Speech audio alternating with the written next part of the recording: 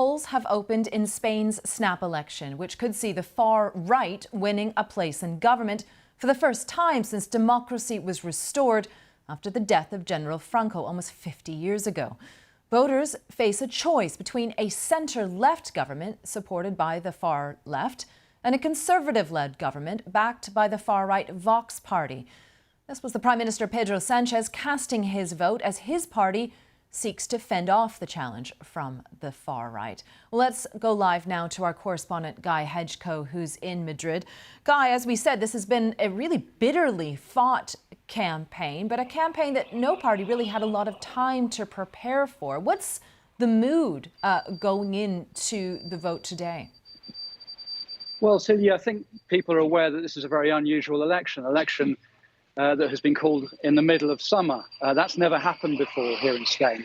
And there could be some consequences of that. For example, it could affect turnout because of the heat we're seeing. It's going to be up in the mid-30s Celsius today in Madrid. It'll be hotter than that in some other areas of the country.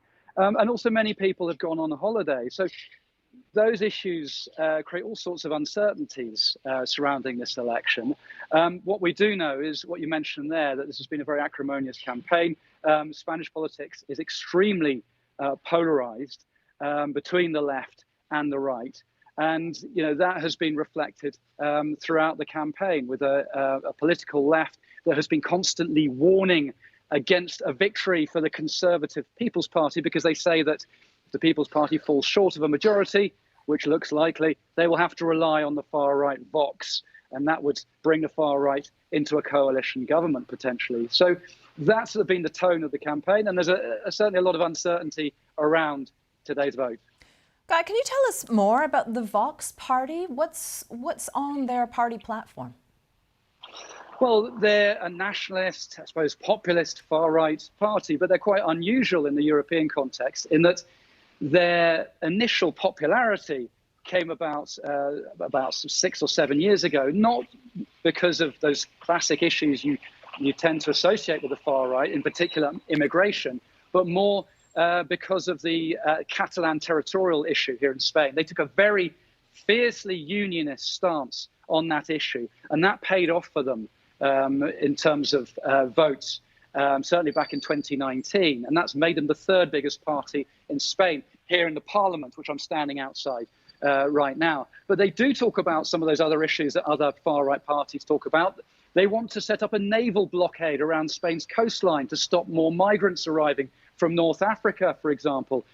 They have been battling the issues like the gender reforms that have been introduced, gender equality reforms introduced by this government, reforms on equality in terms of the LGBTQ community. So those are the kinds of issues that interest them. And it looks like they will be battling for either third or fourth place in today's election. Guy, you'd mentioned that it was very rare, unheard of really, to hold an election at this time of year. And as a consequence, I understand that a large number of postal ballots have been filed because many Spaniards are away on holiday. They're not going to be going to their regular polling stations. Do you know if the postal system, the electoral system, is equipped to deal with this unusually high number of postal ballots? Well, we're told that more than 2.5 million postal votes were cast, and that is much higher than normal, obviously. And that's because of this election being called at this time of year. Many people wanted to go on holiday, so they cast their postal ballot, and then they could go off on holiday. But we don't really know necessarily the impact that having this election at this time of year is going to have. For example, on turnout. We don't know if it's going to put off people, perhaps older people, from turning out because of the heat. But in terms of the postal votes, we're told that the postal system has been reinforced in terms of personnel.